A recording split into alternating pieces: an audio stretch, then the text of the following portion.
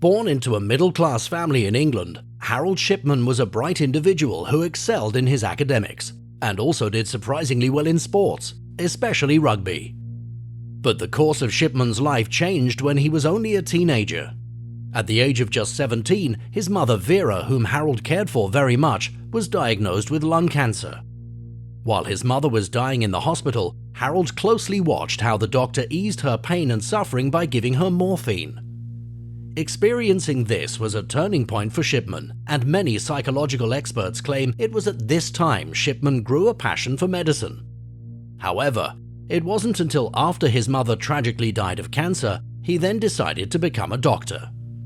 Harold attended the Leeds School of Medicine to study the profession, and it was at this school where he ended up meeting and marrying the woman he'd spend the rest of his life with, Primrose May Oxtoby. Together, Primrose and Harold had 4 kids, raising a perfect family and living a life that many people would highly admire. After his graduation, he worked at the Pontefract General Infirmary, then as a general practitioner at a medical practitioner's in West Riding of Yorkshire. Later, he worked at the Donnybrook Medical Centre. Shipman's first run-in with the law came in 1976 while he was still a practitioner in Yorkshire. He was caught falsifying prescriptions for the drug Demerol, which is an opioid typically used to treat severe pain. Apparently, over the course of this stint, Shipman became addicted to this drug and was subsequently fired from his job as a result, but not without paying a fine and admitting himself into a rehab clinic in Yorkshire.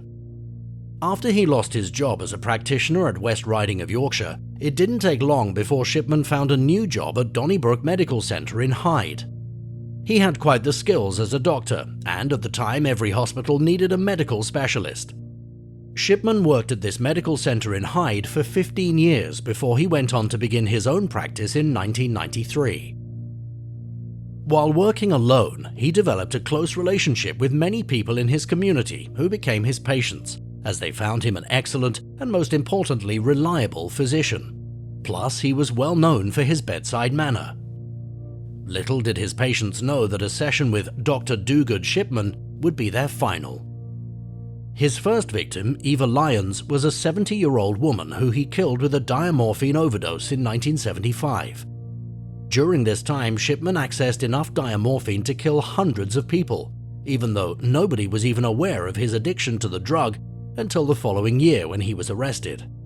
Though Shipman was fired that year for falsifying prescriptions, he was not removed from the General Medical Council, which is the doctor's regulatory body. Instead, he received just a minor penalization as a warning letter. So Harold did as any addict would naturally do and continued his killing spree. According to investigators, Shipman didn't commit his killings on a regular schedule throughout his years of terror. But his method of killing remained consistent. He always targeted his vulnerable patients. Then he'd give them a lethal dose of diamorphine and either watch them die right there or send them home to perish. His oldest victim was Ann Cooper at 93 years old, and his youngest was just a 41-year-old Peter Lewis. The majority of his victims were killed while he was operating as his own practitioner, and according to records, Shipman killed a total of 215 people, 171 women and 44 men. Remember, Shipman was the most trusted and loved doctor in the community, so it didn't raise many questions that most of his patients ended up dead. It took until the year 1998 that Linda Reynolds of the Donnybrook Surgery in Hyde became worried about the unusual high death rate amid Harold's patients. She also worried about a large number of cremation forms for senior women, which Shipman needed to have authenticated by a second person. Linda Reynolds wasn't the only suspicious person at the time. The local mortician also noticed that Shipman's patients were passing away at a very unusually high rate. Susan Booth, one of Harold's colleagues, also noticed this same pattern developing. It wasn't before long the police were notified and brought into the situation. But unfortunately, they couldn't find the necessary evidence to charge Shipman with any crimes. Also, they failed to check his criminal records, and they didn't discover his forged prescriptions crime while investigating at this time.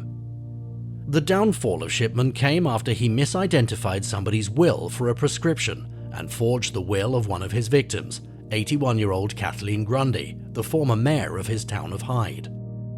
After Shipman gave a lethal dose of diamorphine to Grundy, he selected the cremation box on her will. That way, when her body was burned, he was able to hide the evidence of her death. Then he used his typewriter to write her family out of the will entirely, leaving everything to him. After Grundy's death, her daughter Angela Woodruff took the time to sort out her mother's documents.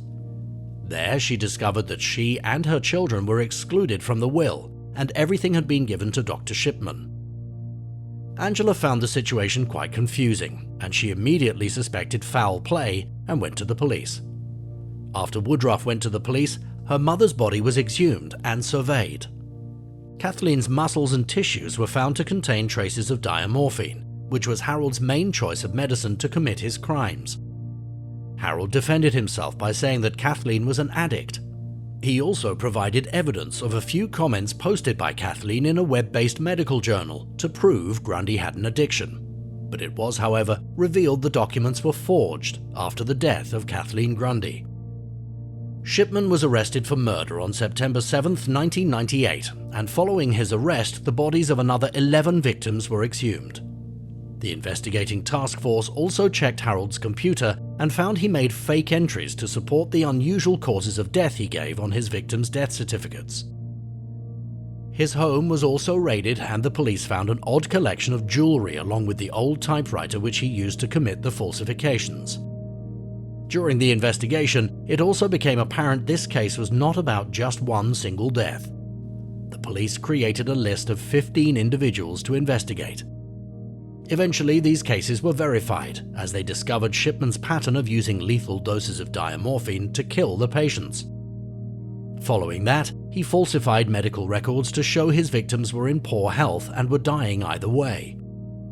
Despite all the evidence against him, Shipman denied he committed any of the crimes. His wife also defended Harold, claiming he was innocent and that she didn't know anything about what the accusations against him were.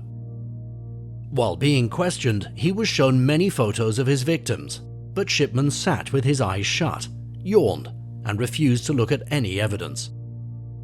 In the end, he was only convicted of 15 murders, but in reality he actually killed over 250 people, but the police couldn't tie these murders directly back to Harold Shipman.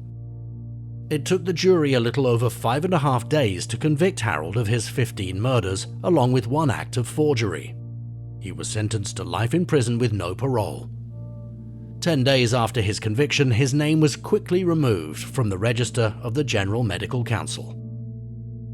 He was originally imprisoned in Manchester, but ended up getting transferred to Wakefield Prison in West Yorkshire, where he ultimately committed suicide. On the day before his 58th birthday, January 13, 2004, Shipman was found hanging in his cell.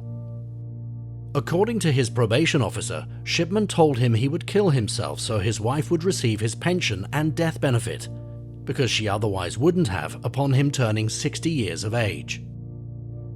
No one ever understood why Shipman committed these crimes. However, conspiracy theorists have been able to conclude some reasons. Some say he may have been avenging the death of his mother. Others offer the more charitable opinion that he injected the elderly with diamorphine as a misguided way of showing compassion, and because he enjoyed that it eased their pain, just like it did to his mother. Some also believe that Dr. Death had a god complex and needed to prove he could take someone else's life as easily as he could save it.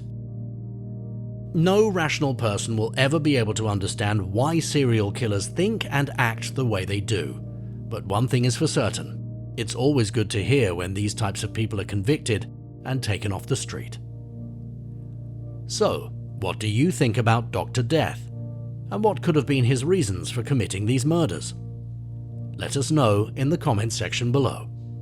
Also, please consider subscribing to the channel and be sure to hit the bell icon to receive notifications on all newly released videos.